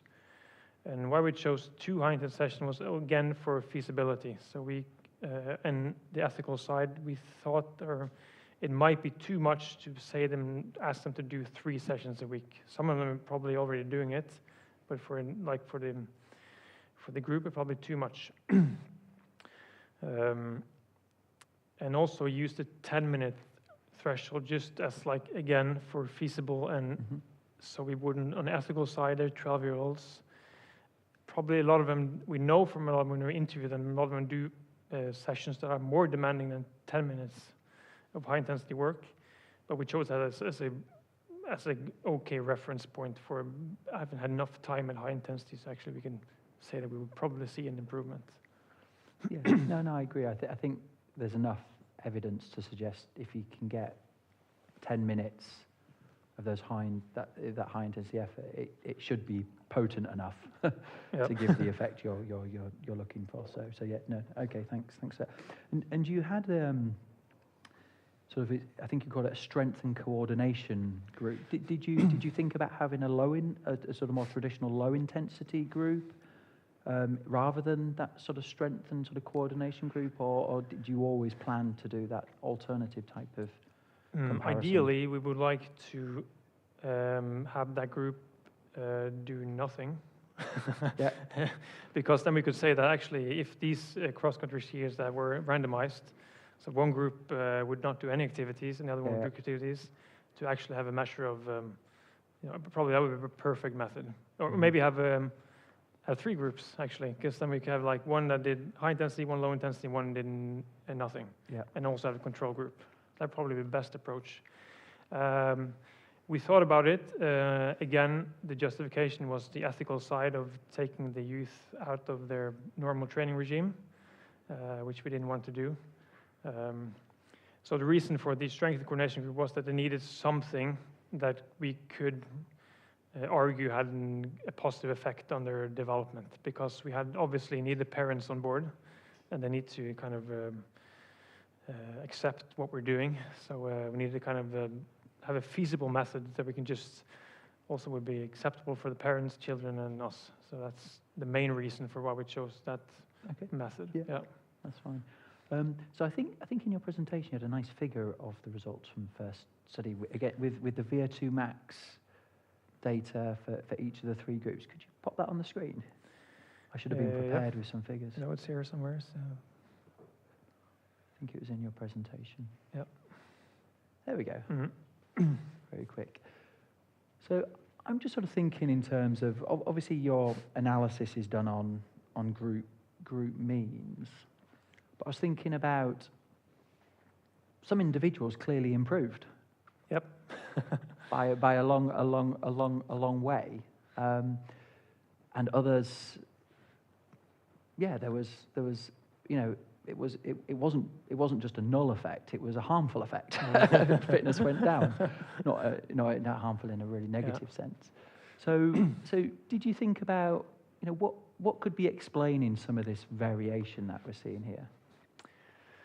Well, if you look at the VO2 max and absolute measures, I think that would probably be the most important here. We go back again to the VO2 max, VO2 peak discussion, because as we said, we can't really confirm if they reached their VO2 max. So when we look at the pre-post, it might be that they actually had lower effort on the first measurement and then a better effort on this post measurement, and that might have affected the results. It's also, when we're testing children, the 12-year-olds, you have to balance pushing them and also kind of making them comfortable on the treadmill, which might also have affected the results. And for this, there are some of these changes that are probably unlikely physiologically. They're too much, and this just part of the variance in testing children. But in general, and why we use average is because we see that on average, probably the testing in the 3 different groups is quite similar. Yeah. I can say that the one in the control group, the one that has almost 40%. Remarkable. He actually, I checked it because it didn't really thought it was true, but he had a very large increase in his fat free mass over only just 8 months. And we know that there are different growth spurts within the organs. So it might be actually, it might be a bit too high, but still it could actually be true that he had a large change because his body was rapidly changing only over those 8 months. That was a boy, so yeah. Yeah. Did you think about anything about, because on average I think your participants were doing, this is within the high intensity group, they were doing sort of 8 to 13 minutes of high intensity work on average. But I was interested by your sort of min and max data around that. So some was doing as little as I think 1.5 minutes or 22 minutes. And this is, we do a lot of school-based interventions around high intensity. And you do get a lot of this variation. Did you try to see, is that variation in I suppose, the intensity that they had within that particular group? Is it explaining any sort of variation that you see within that particular training group? Are you able to explore anything like that? That's a very good point. And we didn't check it. And I know it's part of the challenge of conducting training on children, and also the conducting on field, because we can't control their intensity like we can in the laboratory. I haven't checked if the ones that had lower, they didn't really have those many minutes at a higher intensity on each training session. And also we only did the heart rate on, I think it was 5 or 6 training sessions that were like typical training sessions. Yeah. So it might be different between various training sessions. I think it's a good point, and it might affect the results here as well. Yeah, but it's something really tricky to measure at scale on these studies. So we, with some school-based interventions that we've done, we tried doing it with heart rate. It was almost impossible. So we've tried using things like sessional RPE to understand, sort of the load that they've had within that session. But it's really tricky to get that type of information. But what we do know is there's a lot of variation in what's delivered. Yeah. And then trying to link that to the outcome is something that I don't think a lot of studies have got to that point yet. No, I can say that we did the subjective measurement of their, the training log, where they actually rated their own session after each session on a 3-point scale. And if I remember correctly, everyone or almost everyone in the high intensity group rated each session at 3, which was the highest they could rate. It was very easy, but. So at least I had a subjective feeling on the intensity, and also used the percentage of the peak heart rate from the baseline measurements. So it may be that it's not the perfect, or maybe not the exact maximum heart rate we're using as a reference point for intensity. So I think it's a good point to raise, and it's a lot of different aspects that might cloud, but still affect the interpretation. Yeah. Okay, thank you. So we can move on to the final study I will ask questions about. So study 2. So I suppose it's sort of, is this one published yet? As I know you had it submitted. No, you still. It's still in a lot of reviews. Yes. Yeah. Keep going. Okay. When you get past 20, let me know, and I won't feel so bad about myself. But it happens. Don't worry about it. So, I suppose one of the questions I have around this is how this bone age measurement could work in practice. So now a lot of youth sports measure things like peak height velocity or percentage of attained or predicted adult stature, which are relatively straightforward to measure. I suppose you could discuss the accuracy of those in a separate topic. I suppose what do you see as a bone age as having value over those other measures that are just easier to measure in a youth sport setting? That's also a difficult discussion, and I think bone age reflects the maturation of the skeleton. So it gives a very good indication of the growth of the skeleton. So if we look at the growth zones, so the growth plates within the hand, it would probably reflect the remaining linear, growth potential for the main height. The reason we did not use peak height velocity because it underestimates and overestimates quite a large part of the population that is included in it. So it's based on the height and the body mass, and then put it into an equation. So it won't capture the ones that are either pre or post peak height velocity. We kind of just merge everyone towards the mean. So we'll actually not be very precise to finding the ones that are either had an early puberty or those that have a late puberty. And it's also very bad for girls. That's also one of reasoning. When it comes to percentage of peak adult height, it's probably a better method because it also has a genetic component of the height of the parents. And we know that the final height is very linked to the height of the parents. But we didn't use it because we didn't have the height of the parents. We probably asked for it. But we chose bone age because we did the measurements, and was, for me as well, it was interesting to look at this approach to determining the maturity level of participants. So that's actually why we chose it. Yeah. No, you answered that really well. You're right. The peak height velocity is it's sort of centered around a particular landmark, especially in those equations sort of bring it all in, whereas you can look at the further away from it with this type of measurement. So you made that point really, really nicely. So I suppose, so you were one of the novice assessors, weren't you? And your supervisor as well. So I suppose, Do you think you'd get similar results if this was worked in practice? For example, I don't know, a member of, because you have existing knowledge on growth, maturation, those sorts of things. So, you know, a novice potentially working within an applied setting, do you think they could obtain similar results after, I think, I can't remember how many hours, was it 8 to 10 hours of exposure of this training you did, or maybe it was a bit more than Yeah, that? I think we did, I think it was between 10 and 20. Yeah, And, okay. Actually, I don't know. From my perspective, I wouldn't say it's easy, but it kind of, when you look at the image from DEXA, if you have a good image, and you look at the reference atlas, you kind of compare the different bones, and since you compare, I remember if it's 13, I think it's 13 and 17, I can't remember exact number of bones, but you have a lot of bones to compare, so you can actually just, if you rate one of these bones wrongly, like you could probably correct it with your rating of other bones being correct.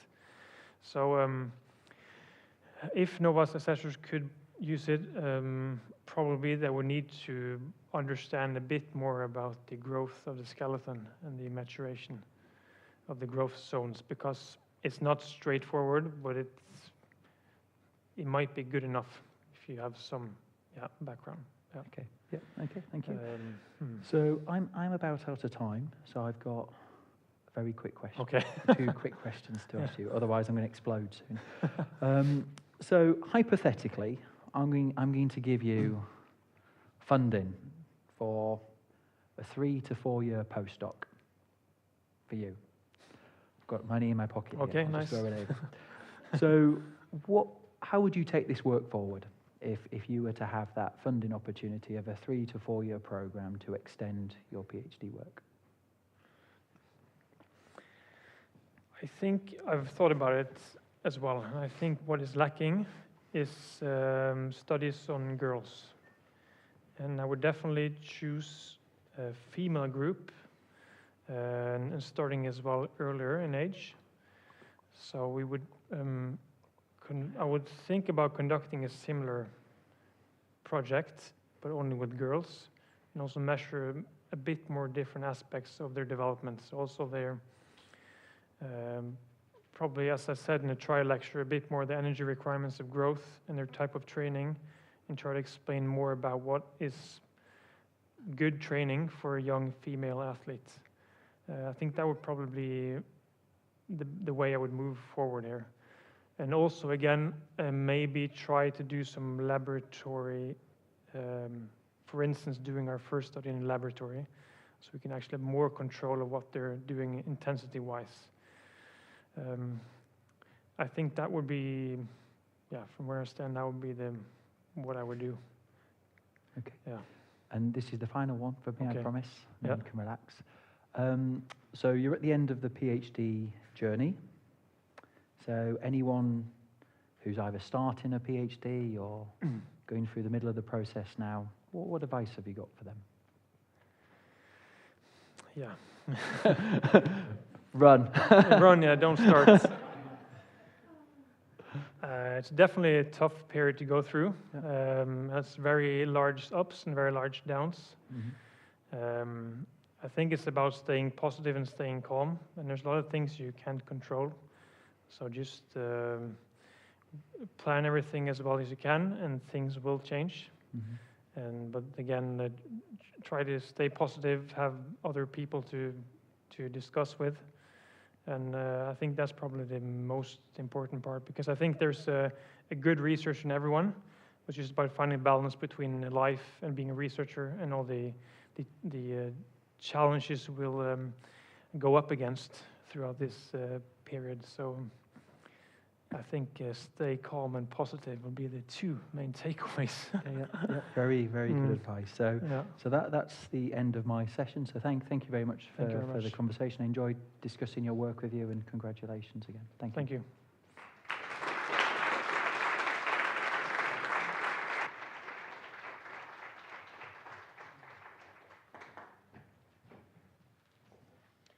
So thank you to both the first opponent and the candidate. We will have a short break before we continue, so we will meet back here at 2:50.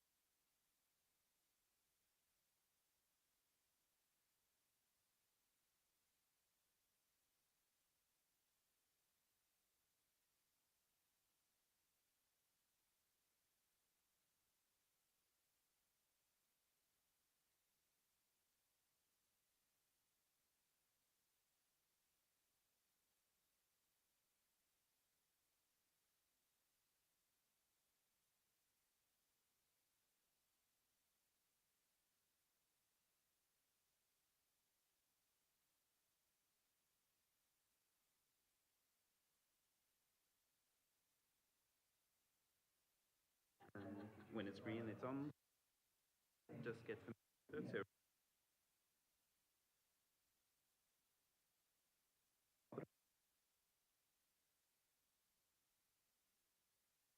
So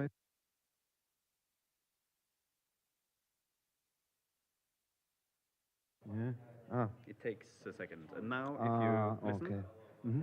you will have audio. Okay. Mm-hmm. So if you turn it up again, you get like. Or I'll Good. put it like this. Yeah. Why not? Mm-hmm.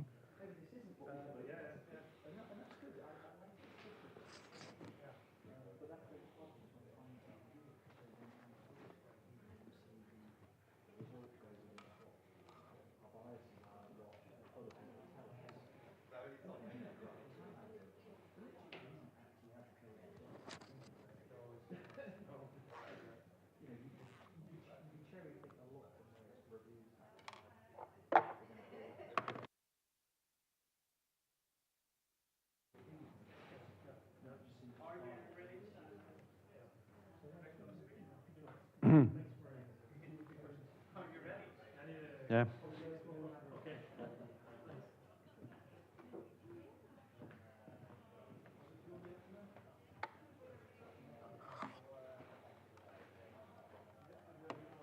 Yeah. Oh, so is that my No problem. water? Thanks for that, John. One last thing. Thirdly, because I don't have control over what goes out onto the streams, so your microphone now will go out on the screen, even though it's like on pause. That's okay? Yeah. Yeah. Good. The,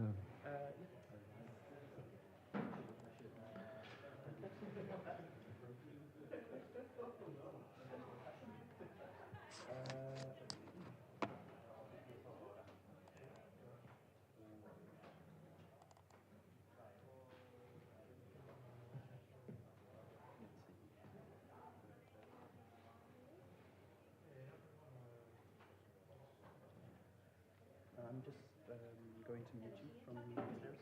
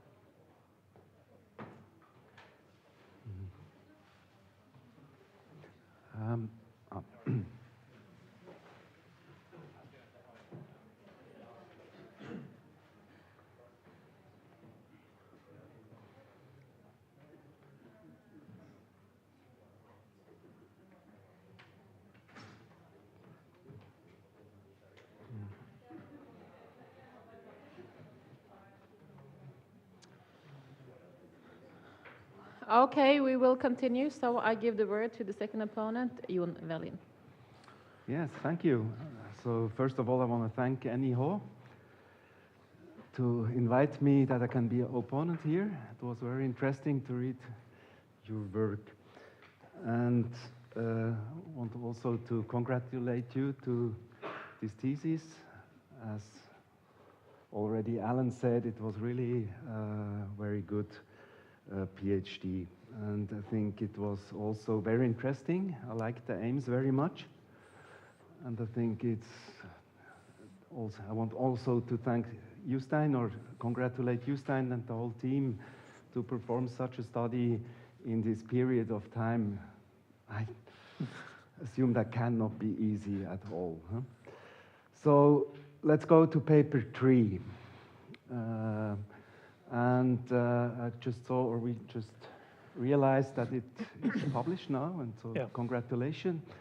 And the text you all can read is from the report we wrote, and I think it was Alan writing those sentences, and I think I don't have to say more than this. Or this is an excellent and well-conducted study with high number of subjects. The longitudinal design with mechanistic data on key determinants of VO2 max are very interesting. The outcomes are very comprehensive, one of the best description of the physiology of the youth athlete. And the paper will provide an important contribution to the literature. The paper shows excellent progression of ideas from paper 1, and is good to see the maturity methodology in paper 2 adopted. So congratulations for this. In the study 3, you choose a prospective longitudinal design. Why, or what are the advantages you have with such a design?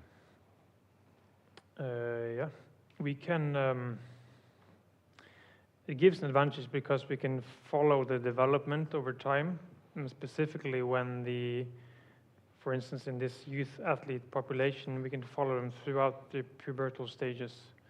So with this, we can follow their development and compare them to another group as well. So the advantage is probably then we can, use it for better interpretation of development and also what they're doing over a longer period of time, which is important in order to understand both the exposure and the outcome over a period of time. Yeah, when we look at the subjects, and we all know there was COVID time, you had the situation that you had 49 athletes, and they went down to 17 in this period, 14 months.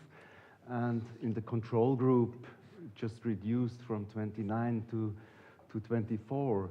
And I was a little surprised about this, because normally it's much harder to have the control group staying on, and the athlete group, they are very interested in participating. And so why was this like this? The reason for this is the endurance running group was recruited in 2020. Mm-hmm. So they were actually recruited to participate in August 2020. And the control group was recruited in 2021. Mm-hmm. And the endurance running group was recruited from a cross-country skiing club.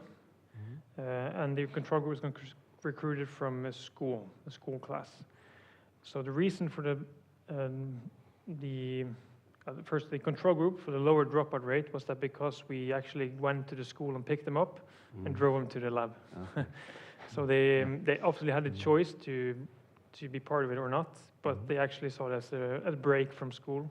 So they found it quite nice to come here and tested, and also they had some refreshments as Yeah. well, so they had a good time, I think. Could Most be of a them. confounding factor. Yeah.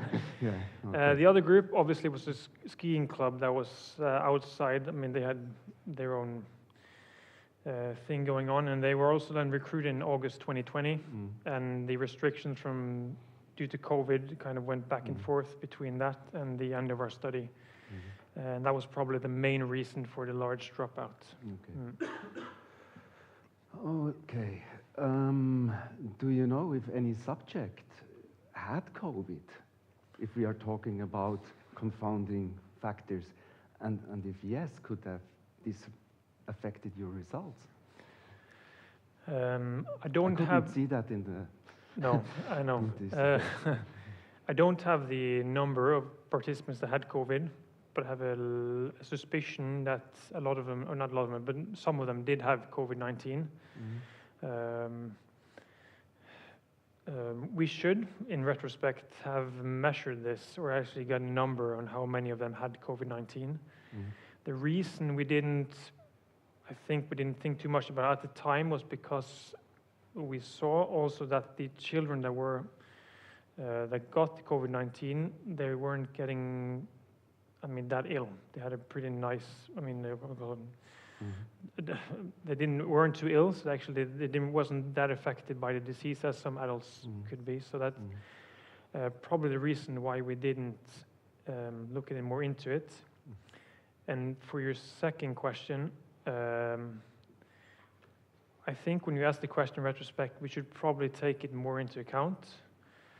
But because of the development of the disease is less serious for children, it's probable that it didn't affect the outcomes in our study because they weren't getting too ill. So they probably, for instance, their lung function wouldn't be too affected.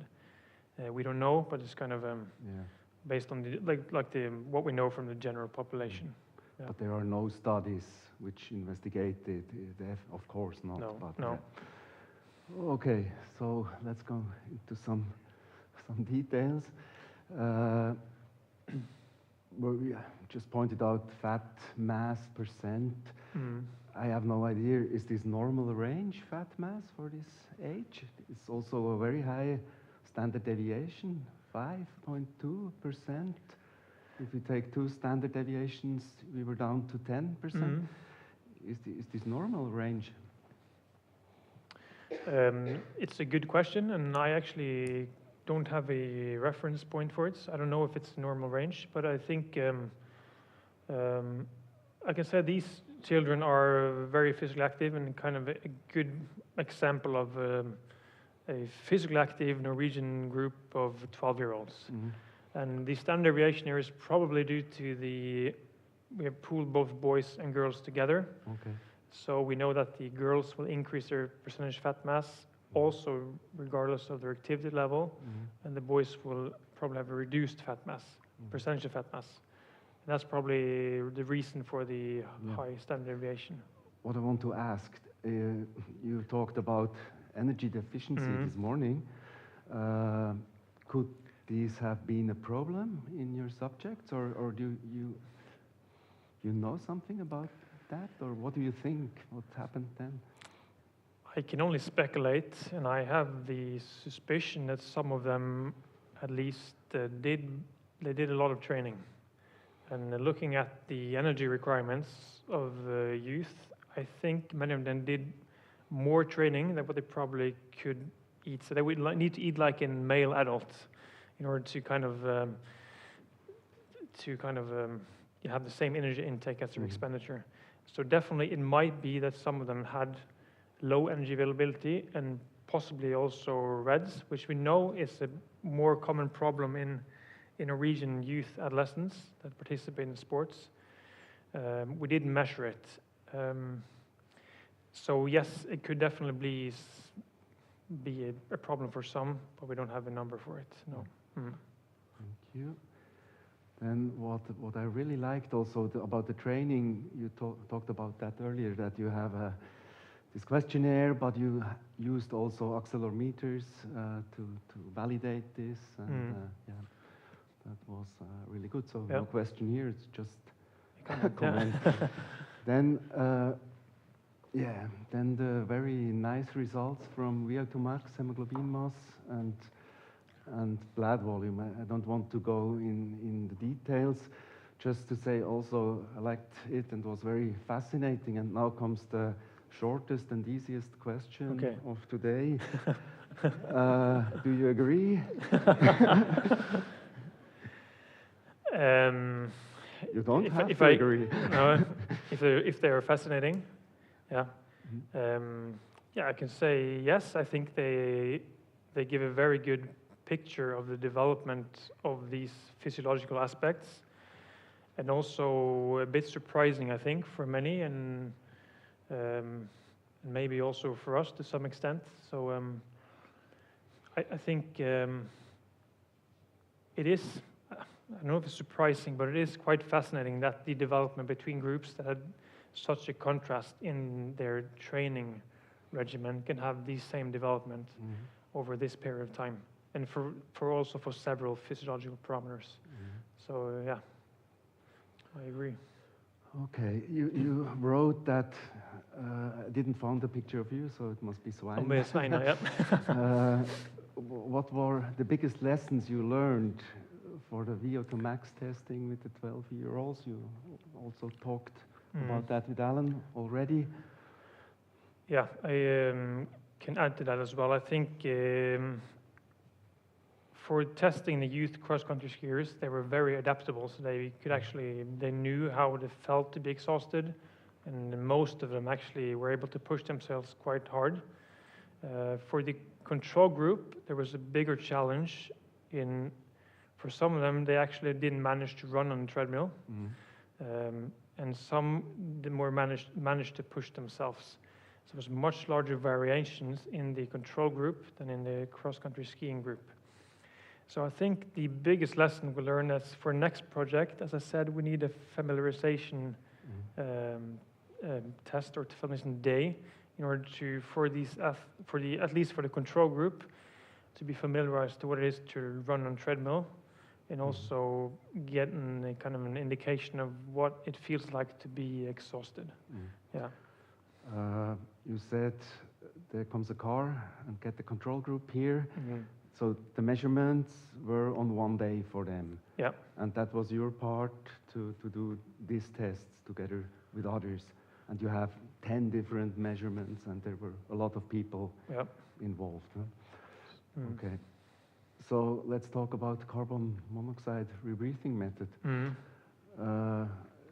You don't have done these measurements, as I understood yourself, so it was Hege?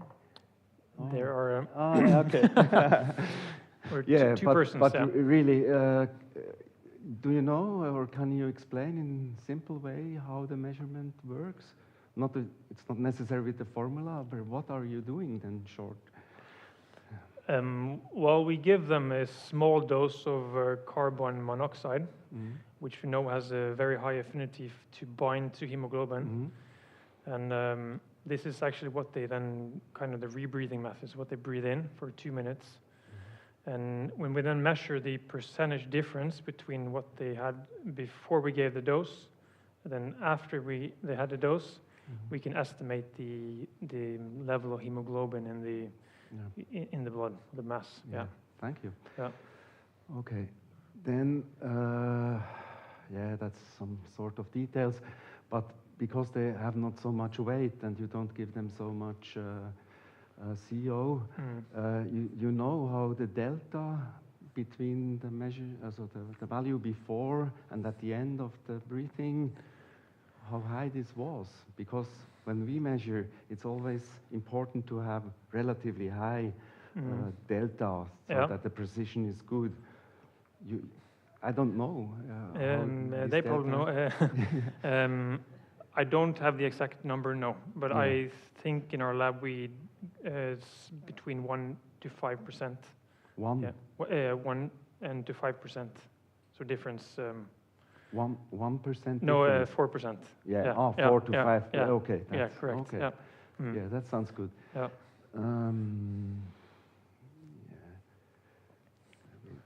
Skip this over. You wrote about the coefficient of variation from this method, but when I write, you referred to another study Yeah. about altitude training, and I think they were older. Mm. So have you idea of how the coefficient of variation, the precision of measurement, is with these young subjects? No, we didn't do that for our particular study. We just know that when we test in our lab, it's a very low coefficient of variation. I think it's between 1 and 2%. And we also have, the ones that have tested in my project have have a long experience with these tests. So we didn't measure the coefficient of variation for our population, but we know in general it's very low in our lab. And it should not be so a big problem when you measure 4 times and the group, and so it's not like individual recommendation. Yeah. Okay, so then you have the heart parameters or the left ventricular parameters. I have never done this. No. So it's always fascinating to read about a new method, and I found it very important. And you showed also with the results that it's very good that you have done it. But when you then look how you measure it, it sounds very complicated for me. So can you explain, or if you don't insist, I would say we skip over this question, but if it's no problem for you, you can also explain to me what you have done here. Yeah, I must admit we have outsourced this work to the ones that know what they're doing. Yeah, so we skip this question. I so suggest, you can. I know I've been there during the measurements, and haven't been able to no go too much into detail. I could not just understand what you have done here. Yeah. Okay. So we come to the conclusion. So just say, well done. That was very interesting. Good job. And that's also the meaning of the whole committee. Thank you. Okay. So come to paper 4, where just show from the abstract short part. Then you have 7 trained cross-country skiers left, and 8 untrained subjects, and with very interesting results. When I look at artificial intelligence and give them this paper, first critic come out a low number of subjects. It was not possible to get more, or so for the cross-country skiers, we set a threshold of they had to do at least 7 hours of endurance training per week. If you have took 6 hours? Yeah, 6 hours. We probably get, I think it was 2 or 3 more participants. Okay. And the reason for that threshold is it was not particularly clear, other than we really wanted them to have a very high amount of training. Okay. Yeah, so also here, what could have been confounding factors to this paper or study? There's probably a lot of factors, and you may have some you want to ask later. I think obviously confounding. We have the average training volume, but we haven't really. We're following quite closely, but we can't know precisely the amount of training they've done. So even though we have the average, they might have done different amounts of training at different parts of the follow-up. Also, they did a very high amount of training. And related back to your last question about the reds, it might also be a confounding factor here. How do we interpret the training effect? If it's maybe it's even they have disease.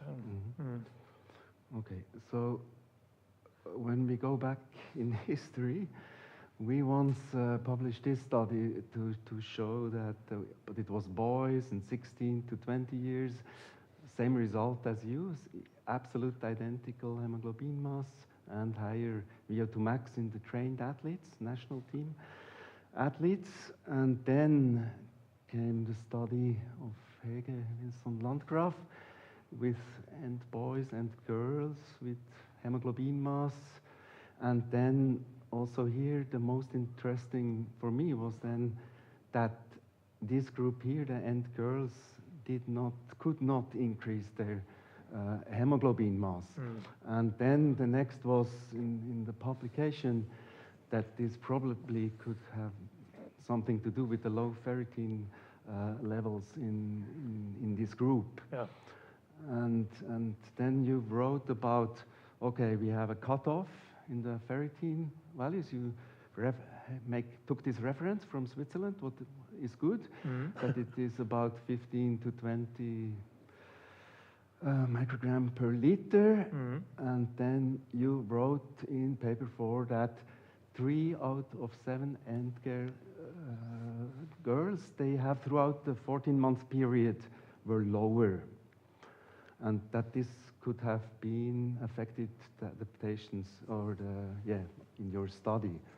So my question, really question is, why didn't you substitute those girls when you realized in the beginning that it's too low? Or did you get the results later and it was too late? Or you say, that's also a good possibility to say, okay, we don't want to interfere with this progression, we don't want to do this. So what is planned not to do it, or what was the reason for this? The reason is we follow them, the training, so we didn't really interrupt what they were doing, and we didn't analyze these data before or after the follow-up. And this was probably the main reason for why we didn't do anything. What we did, however, is that if we found, when we looked at the ferritin results, if we found that girls had very low ferritin levels, I think we talked to the parents and kind of made them aware that they might need supplements of iron during this period of time. It was just personal interest. Okay, yeah. Why you did like this. So, but it's also you're here, so it's not, when you look at the hemoglobin mass, it's not really that why is it like this? But okay. But it raises the question, so when you begin, how many then of the, I didn't find these results, how many of the endurance girls had at the beginning already low ferritin levels? You know that? Yeah, I know it for the paper 4. So of the 7 not girls. for paper 3. That was more 7-4. Also about paper 3. Yeah, I don't have the numbers in my head now for the paper 3. Yeah, it's just my question is: do we have a problem at this age with ferritin levels? And nobody is looking at this, and we miss a lot of potential good female athletes because nobody looks at it at age 12. For you, it's not a problem. In Norway, you have enough talents. But we in Switzerland, we have to care about them. So, yeah, there's something in the clubs. Is this, or with from a physician, is this standard that it's done at this age, or it's up to the parents, or? No, in general, this is not a topic that is people are aware of. I think, as I also said, Alan, the next steps we need to look at is the development of young female athletes, because this is a very important aspect of their development. And I think, I mean, talking in both boys and girls, but I'm just mentioning girls now for the sake of it. I think that this is a very important aspect, because during this growth period, they have a very high amount of training, they need more energy requirements, and they also, their sexual development, for instance, their menstruation, also needs energy. So everything that goes on in the body needs energy and also nutrition. So if they do too much training and they can't meet the energy demand with eating enough food, it's very likely that it will affect their ferritin levels and also possibly their hemoglobin mass. And that may actually, if they do too much training, it might actually be harmful for their development. So it actually might be that it might be more beneficial to do less training and eat enough food in the period when they grow the most. Yeah. Because we have a similar problem with elite athletes doing altitude training. We want to increase hemoglobin mass, and we realized when we don't have enough food, too low ferritin levels, too much training, nothing happens. And when we have control over everything, it can increase, and so the body reacts. If we don't have enough of different things, he will not produce and have a problem, perhaps. Yeah. I think that we, like for paper 4, I think it indicates that this is a problem for those that do very high amounts of endurance training. You brought Oh, okay. Yeah, and then so another point, but it's just a detail. I just wondered why there have been so high increases in hemoglobin mass in some 2-3 control subjects, but probably. Yeah, we were surprised by that increase, and we've checked it, and it doesn't really make sense. It's an unnatural large increase in hemoglobin mass. Measurement. Yeah. Sometimes you measure too high, then too low.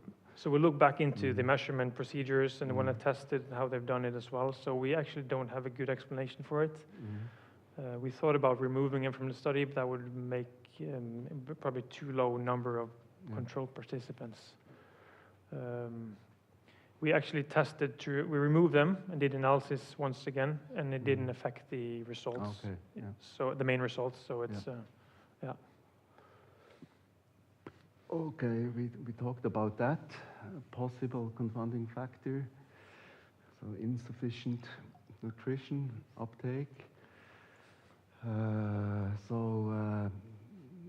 What is your impression? Is this impact? Was this more pronounced in those subjects here? In the endurance training subjects? Yeah, in paper 4, in the 7 endurance trained. So if the ferritin levels or the nutritional intake, or what is your impression? It was they had lower fat percent and so the well-trained female athletes had a much lower fat mass than the untrained control athletes, female athletes. Still, I think we saw in some of them, I don't think they were included in this paper, that they also had low ferritin levels. So it might be a challenge for girls, regardless of their training background. But I think it's definitely more pronounced in this group of girls because it's the difference between boys and girls during this time is they start menstruating. So they actually they need more. They need more iron to develop their blood than boys, probably. So, yeah. Okay, so then you had this nice graph here, where you had hemoglobin mass, VO2 max, delta against fat-free mass. My question is have you also correlated, for example, highest increase in hemoglobin mass with the highest increases in VO2 max in this group, or is it so homogeneous group that you don't find something and with a low N? Yeah, we haven't looked into it. I think, as you said, it's a very homogeneous group of participants. So it might be, but I'm not sure. No, I haven't looked into it. Or in the total group also. Yeah. Okay. Yeah, so also here, congratulations. Okay, thank you. Interesting paper. So you mentioned the Olympic guidelines when we more go to the overall things. So what would your training recommendations be? You have been to it this morning already a bit, but if you look at this and what should be changed from your point of view? Yeah, I can elaborate a bit more on it. I think the guidelines that are now from the just cross-country skiing federations on the development pathway of youth country skiers is quite reasonable. And I think it has a varied approach to training. But or in my experience and what we probably see, is that a lot of want to do even more. So I think it's a reasonable approach to do varied training, include also intensive training, and also long distance training and motor control, etc. at this age group, and not think about the hours you're conducting, but more about the quality of those sessions. And also, it's not necessarily about doing more in this age. It's more about getting enough rest and doing, good training, I guess. Yeah. Okay. So you have been to this question already with Alan. Don't want to repeat this. Just to say, I don't know, we heard that you get a job and start in football club and so on, but you have also now a huge number of subjects. You have all the data from 12 years. You could repeat 18 years and then 23. Yeah. And there are not so many people in the world who have such data now as you have. I think, I don't know if we thought about it, but I thought about it. It's probably very interesting to put them, or to recruit them back into the lab and do the same measurements. Obviously, we need some resources as well and some funding. But we have it's a very interesting group of athletes that some are very dedicated to being cross-country skiers. And they did a very high amount of specific training already from an early age. And I know that some of them are still active in cross-country skiing. So it'll be very interesting to look at these now on as well. So, but we have actually stopped the project when they were 14 years of age. So, yeah, you were in this already, Alan, or what? No, you answered this one. What you learned, yeah, partly, and you showed us also now the whole day what you have learned. So yeah, from my side, thank you very much for the interesting discussion. Thank you very much. Yep. Thank you.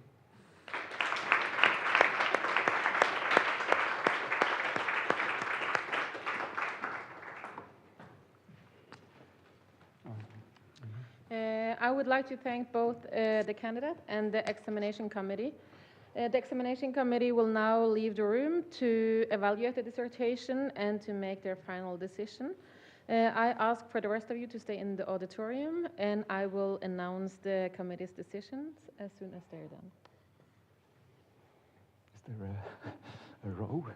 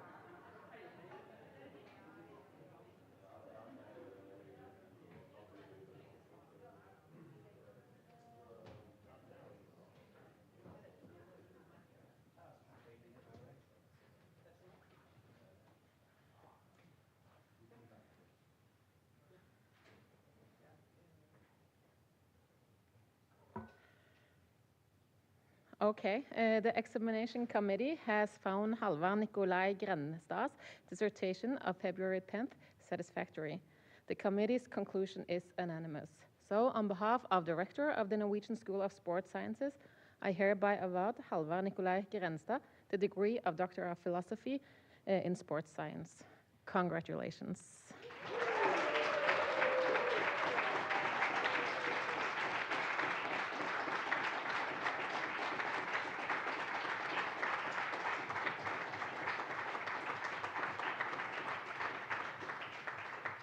You will receive your diploma at the ceremony in August at the start of the next academic year.